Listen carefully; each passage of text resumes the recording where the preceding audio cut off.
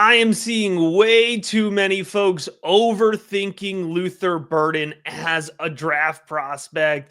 He's got a fantastic tape profile, good stat profile. We're going to get into all of that. We're going to get into the film. We're going to get into that breakdown and give you actionable fantasy football advice for a guy who could end up being the best value in the first round of your rookie drafts. John, what is going on with this narrative around the wide receiver out of Mizzou? He just seems to have fallen out of favor. And right now, looking at current ADP for a receiver who's very likely to get first round draft capital, he is a screaming value at the end of the first round of drafts. When I was preparing for the show this week, I was thinking about Missouri receivers. They're not Alabama, Ohio State, LSU, but two popped in my mind in my college fantasy football experience that I vividly remember. Jeremy Maclin in 2008. Matt, he had 102 receptions for 1,260 yards and 13 touchdowns. Ended up playing for the Eagles. Pretty nice player, but didn't reach his ceiling. Denario Alexander, the following year, he had 113 catches for 1,781 yards and 14 touchdowns. And he was on my roster of both CFF championship teams. Unfortunately, injuries derailed his NFL career. Burden is better than both of those two players as an NFL prospect.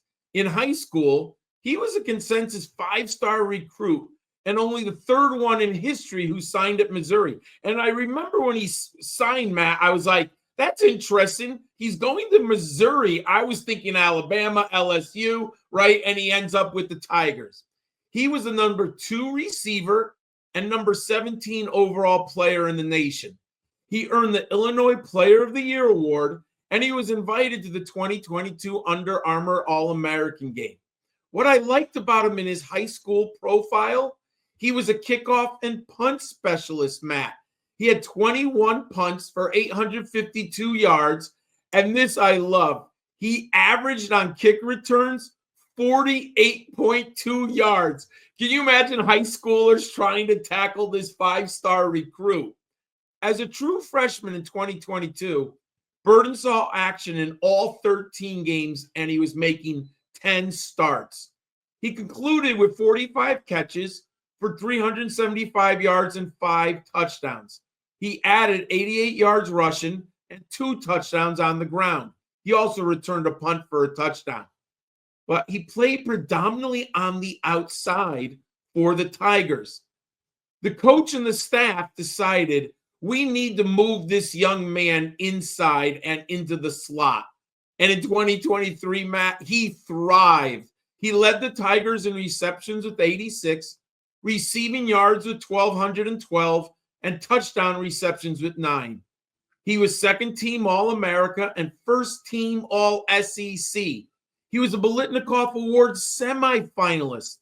He had over 100 receiving yards 6 times and became the 8th Tiger to surpass 1,000 yards receiving. Heading into the 2024 season, Matt, I was all in. Burden was in my top 2 Devy rankings at wide receiver. The national media, he was a preseason All-American and first-team All-SEC.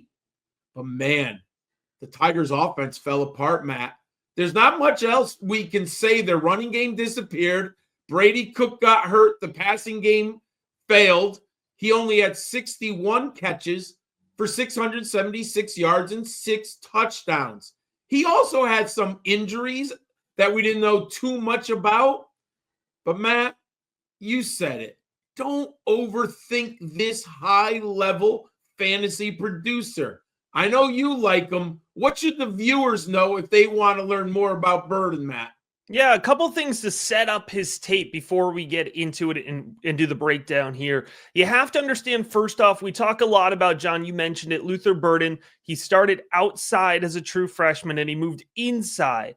In the Eli Drinkowitz offense, that's the head coach of Missouri, the play caller, The inside receiver, the slot receiver, is what we would traditionally call the X. They are always the main receiver. So after a great freshman campaign where he put up great breakout stats right away, then he then became the featured receiver in the offense. And that's when he moved inside. I think when you watch his tape, you're going to see he's somebody who can play all around the field in the NFL. I don't think he's going to be limited to the slot. And the other thing that I want to mention about Burden is just understanding, John, like you mentioned, it's okay for a player's stats to go down year over year if you can, one, explain the context, which you did a great job of, John, but also if when you turn on the film that you have is very good. But here, starting right off the bat here with his ability to separate, he consistently separates. He's able to hold on well through contact. And you're going to see here, once he wins a step against a receiver, or against a defensive back, I should say, he's not going to get caught up to. Look at this play here. Excellent ball tracking ability, times it nicely. And the thing about Burden is, see how seamlessly he continued upfield? He swiped the guy off of him basically while he was catching the ball to be able to get that touchdown. Burden is fluid navigating around the field. He has sticky hands. He consistently catches balls. He catches everything, John. Throw an on target, throw off target. Good reaction skills, like I mentioned. And he's fast. The combine proved that for us. But even on tape, you can see, man, he's speedy. And he's speedy working east to west here. He's speedy running straight downfield. He accelerates well. And what I love about his speed is that he gets off the snap quickly. And that allows him to separate right off the bat. I will say, if you want to knock him, a little bit of a basic route tree, loves the slant, loves the drag. He's got a good out. He can work downfield, especially along the seam. Look at this concentration in traffic here. I mean, he's excellent catching the ball through contested situations. He's comfortable over the middle of the field. So it's not that he can't run the tree. It's just that he wasn't necessarily asked to run it a ton. And the other thing to keep in mind about Burden is that he is an effective yards after catch guy. He's got great field vision after the catch. He's elusive. He changes direction well, but he doesn't rely on that. You know, he relies on his ability to separate, his great release, his sticky hands, and his good speed. That yards after catch ability, it's just a bonus on top of it. The combine measurements checked out. Everything for me checks out when it comes to Luther Burden. So I think it's just a situation where, you know, you have some other guys that are a little bit hotter. They're a little bit newer to talk about. And you kind of might lose a little interest here. But I guarantee, John, we're going to get to the NFL draft. Burden is going to hear his name called in the top 20 picks. He's probably going to be the second, maybe the third wide receiver to hear his name called. And we're going to be back in on him. And we're going to be excited about him again. So really, I just don't overthink it, folks. That's the theme of this episode. And the other thing to not overthink, John, if you haven't headed on over to patreon.com/rookiebigboard, stop overthinking it, man. You're going to have access to in-depth rookie rankings. Nobody goes deeper. 81 prospect profiles already completed, over 140 players on the rookie big board. Those rankings are directly equivalent to my Dynasty and Devy rankings. We have the rookie guide coming out in April, 2025 seasonal projections coming out in early March, one-on-one draft consultation calls, personalized advice in the rookie big board Discord, all of that for just $5 a month. Folks, if you've been watching all of these rookie draft videos and you are not a part of the community, the link is in the episode description. Stop overthinking it. There's no better way to get ahead of your league mates than patreon.com/rookiebigboard. All right, John, let's get into those stats, because I think that is, like, if we're boiling it down, if we're trying to pinpoint the hang up, I think it is those stats, right, that are kind of leaving folks a little conflicted. Yeah, I mean, I'm so glad that we analyze the film and look at the analytical model, because I think it's imperative. And I think what you're referring to that came up in my model, I like to look at yards per reception and PFF ADOT. And unfortunately, Matt, not only do they not match, they're both below the benchmarks that I'm looking for in my model. YP yards per reception, Burden was only 11.8, and PFF ADOT was 8.7. But I also believe that you said a good thing about the context. Coach Eli Dinkwitz, he throws short passes, right? So Burden had a lot of short passes. But then you look at the model and you say team aerial dominator. His sophomore year, he had 35% of the passing game, and his receiving yards per team pass attempt was 3.21. That shatters the benchmark of 2.5. So my model says he's good. I don't know if he's going to go in the first round. I'm convinced of that because there are a lot of film grinders, and I know you like them, and you just talked about it, that absolutely love him. But the model says maybe, just maybe. Also, Matt, you alluded to it. I think he can play outside, but we don't have evidence. And when we had recorded shows on Amon-Ra St. Brown and Drake London, I felt a lot better about their transitions to the outside than I do about Burden's. But I do agree with you that he can play the Z position.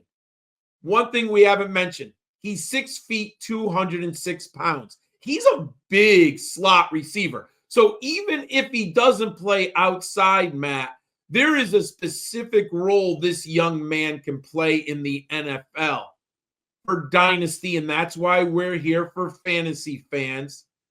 Take the value. I learned this lesson in 1983. The Miami Dolphins were the Super Bowl losers. They had David Woodley at quarterback, and Dan Marino fell to them. And they asked Don Shula, why did you take Marino? And he goes, the value, I can't pass up a quarterback who was that good. And they had just lost the Super Bowl. The point of the story, folks, take the value, Matt. Go ahead. Tell our viewers why and how they should take the Dynasty value. I challenge everyone viewing and listening to this podcast to find one other show that is going to compare Dan Marino to Luther Burden. There's your player comp right here. Let's put it together here. Let's talk about the fantasy football advice. What's the actionable insight? What should you do with Luther Burden in your fantasy football drafts? Well, I expect him to be a top 20 pick in the NFL draft. I talked about that. There's some folks saying he's going to slide out of day one. He's going to be, no, he's a top 20 pick, man. I think he could go in the top 10. I think there's a justification for that. There's a lot of wide receiver need in the 11 through 20 range. So I think Burden's going to be off the board really early. That's fantastic draft capital. And for me, he's a high-end wide receiver too. That's my impact starter tier, right? Those guys that are going to be in your lineup, we're going to project them for 80 to 90 targets, 6 to 7 touchdowns.